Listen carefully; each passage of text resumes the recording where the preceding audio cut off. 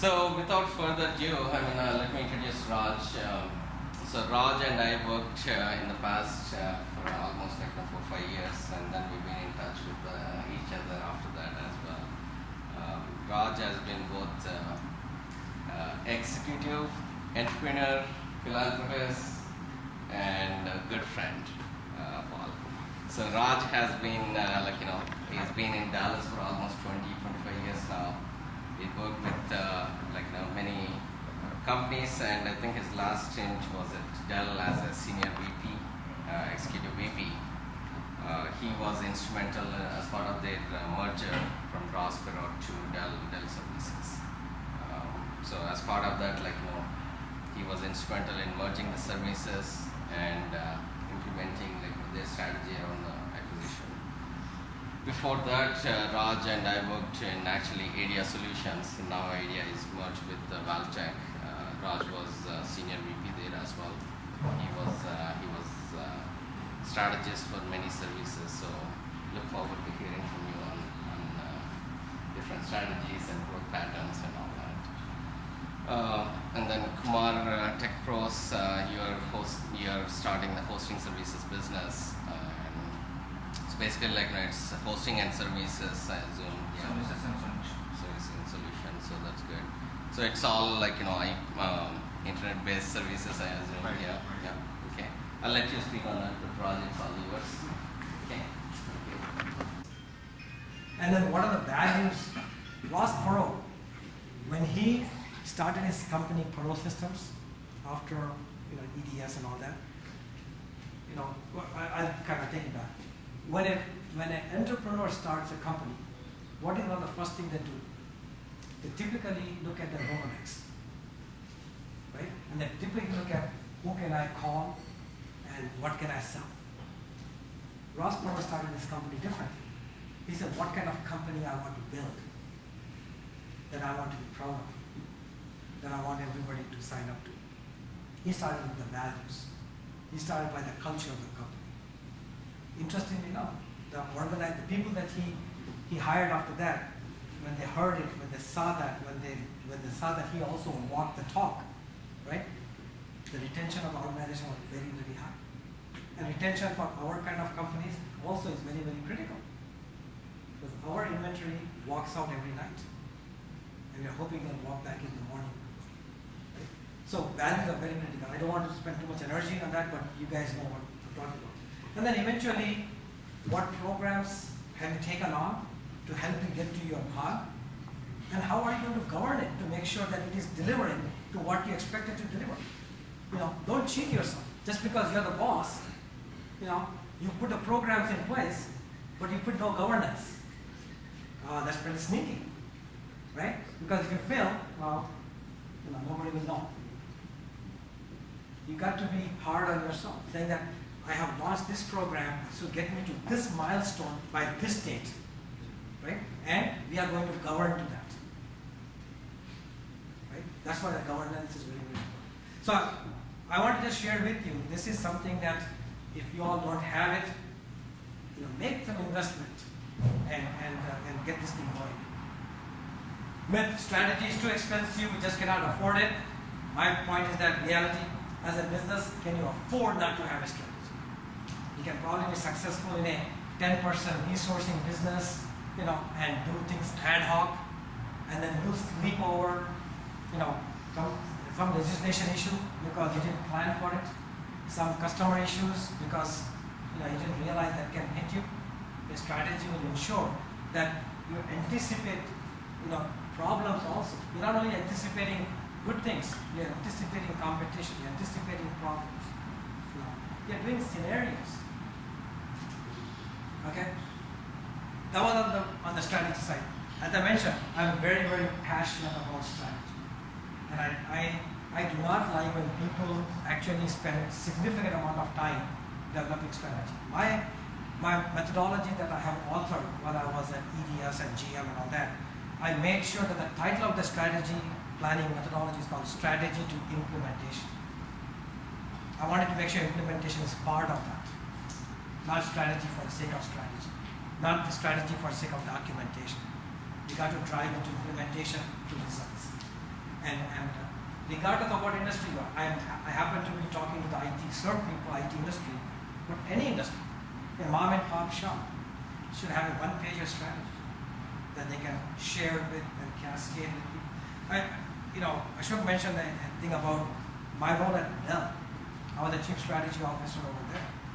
We saw, like everybody else, the 2008 coming at us, the subprime issues, right? We saw the IT spend slow down, right? We saw, the handwriting was on the wall. But because of the strategy, we were able to do something about it. We looked at two industries, two types of customer that we know who will be able to withhold, who will be able to survive 2008 and later, the subprime, etc. Those were healthcare and federal government. Federal government will not go out of business, they'll still spend money, right? Healthcare, with all the changes that was taking place, people, are still spending money taking care of their health, right? And in those two areas, we already had good presence. So, in Las Vegas terms, we doubled down on that. So when Michael Dell came knocking on our door, what attracted him to us? Just because they are a Texas-based company? Just because Ross and him are same age group, and Ross Jr. and them, and they go to the same parties? No.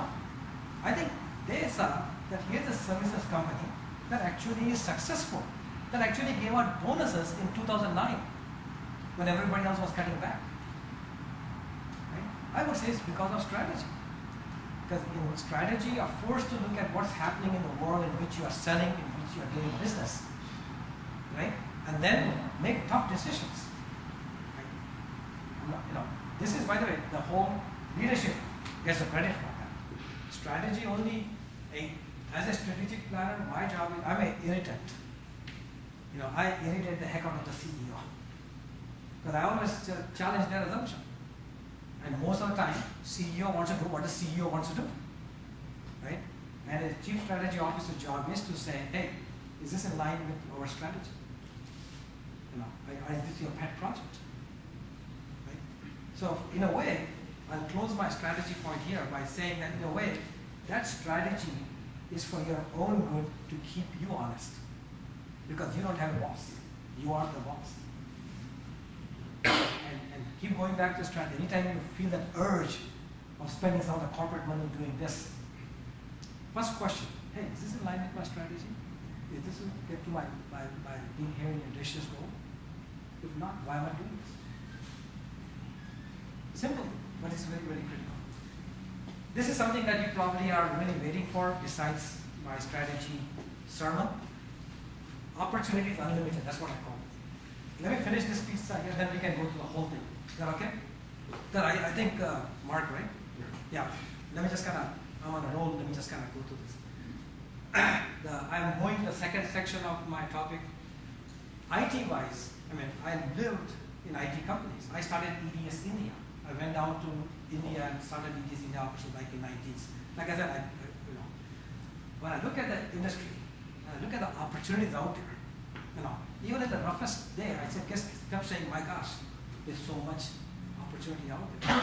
Just depending on where you look, how you look, and how you choose to capitalize on it. So, compete, cutting edge, and don't be complacent. These are the three things that I want to say in regards to IT space. Go after the $1 trillion+ that's being spent. Don't worry about the fact that economy and market and things are slowing down. Am I taking too much time? No. Okay. All right. Go after that. The spend in IT is more than most of the country's GDP. Right? Aggressively compete to become preferred provider. Go after the $1 billion+ USD being spent on emerging technology space. Cloud, utility computing, cyberspace, SaaS, right? Mobility. These are no-brainers. When government has now decided to spend $500 billion on just cyberspace, because they believe that the future war is going to be the cyber war. It's already happening. And frankly speaking, the government is struggling. So whenever government struggles, what do? Spend money. And what does it mean to us? Opportunity. Because I believe some of the best brains are here. We know IT better than the government does. We can give them ideas. We can give them solutions. No, don't go for that big enchilada of one single solution. Just say, hey, this is something through which you can protect. This is something through which you can secure. This is an architecture that you can work with. There are a variety of ways through which you can play in all of those spaces. You know, the easiest way is throwing bodies at it, guys, right? Which is okay, nothing wrong with that. But somewhere there, you know, even at Satyam when I used to work there, we had a very simple formula, right? Which all of you know, penetrate and radiate. And if you look at it, Infosys, Wipro, Satyam back then, Mahindra, well, Mahindra actually through British Telecom, they really took off. But if you look at all of those organizations, how did they succeed? Almost every one of the big accounts, they placed a couple of people, right? And those guys' job was to walk the hall, find more opportunities, few more people, you know, the leader is visiting, arrange for top-level meetings, you know, get a good feel, etc. You know, start to throw terms like, hey, this work, we can be done at 25% of the cost.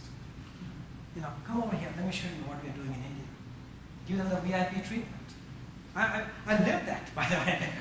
I lived because when I was in India, in 1994, I convinced EDS to start EDS India. And back then, IT industry had not really opened up. In fact, customs issues, the single window, the STPs were not there at that time. And I convinced EDS to give me an opportunity to start EDS India. We went down on the ground over there. Boy, all kinds of challenges, right? From you know, they still had only Indian Airlines. Jet Airways was just starting out. No direct flights other places, right? Now, I had a customer coming in from Belgium. I had a customer coming in from London, EDS customer, right? I personally planned the agenda minute by minute from the midnight flight that comes in. Right away, the customer is pissed off because he's landing at midnight and he's going to this place. And I make sure that one of our senior person is there to visit him. We got the Indian welcome, the garland, the tiki, the aarti, make them feel like I'm telling you, you know, and being based in Delhi, which was also strategic, you know, making sure that before they head out of India, they can visit to Taj Mahal. You know, go to Taj Mahal and a good shopping trip. All these things have to be planned out. You know, because end of the day you have to kind of think in those terms. So my point here I'm getting at is that you know, you've got to know your customer, you've got to focus on that. And technology-wise, the government spending big money, all these big companies, they are struggling because they got cybersecurity divisions. I have written white papers on cybersecurity. But when I look around inside, you know, people are struggling, people are pulling their hair. Once they feel that they have cybersecurity around a data center, suddenly they realize that, oh, what about the mobile? There's a lot of data going back and forth between the mobile to PC, to ERP, to suppliers. How do you secure all of it? Right? So it's a huge opportunity in this space. And lastly, there is a saying in India, right? It's called Andho mein Kana Raja. Right? You know, a one-eyed person is a king in a society of blind people because at least they have one eye. So if you choose, and this is the point here, if you choose to get involved in one of these emerging areas, at least, because I'll tell you, all these emerging areas, think of it that people are blindfolded. They are all struggling. They're all looking for answers, right? And if you are a one-eyed person and say, hey, I have some idea about this thing, you will have a following, people will invite you, people will welcome you, you know, people want to hear you. Selling business becomes a secondary thing, not a primary thing. It comes naturally. Business as usual is not an option. If you are standing still, you will be run over. This is, by the way, 2008 numbers. I left the corporate world, so I don't have the latest numbers. You guys probably have the latest number. But back then, just the services business was spending $851 billion. You know, North America, EMEA, APAC, Latin America, right? Every industry that you can think of is spending in IT. Every industry. I'm preaching to the choir. You guys know all of this. So I'm not going to, but I'm just wanting to make sure that you guys are looking at the glass as more than half full. Glass is flowing over with opportunities, guys. The spending is expected to grow. I mean, based on that projection back then, we're supposed to cross $1 trillion, which I know we have. I don't have the exact numbers. Right? We're supposed to go to above 1.2 by next year. This is the killer stuff. So, after all that, you say, Raj, we all know that. We all know the sort of IT spend, etc. Where do I start? Folks, this is what I did back at Satyam. This is what I did back at Perot. I challenged them. Because they were happy with being an IT services company, a resourcing company, having an account, having an offshore development center. They're pretty happy with that. That's organic, that's incremental. You got to think like EDS does. Multi-year contract, multi-billion-dollar contract. We need to start thinking in that terms, right? And you cannot do it alone. You got to partner with other companies. Change their mindset in that areas. $200 billion worth of contracts are renewed every year. Every year, right? This was 2017. That year, $217 billion was being renewed. Don't tell me that every one of the companies that was renewing the contract was happy with their vendor. Even if you go with the 80-20 rule, if 20% of the companies were not happy with their vendor, 20 times 200, $40 billion worth of opportunity out there, guys, to go after. But this requires proactive thinking, not reactive, and not resourcing.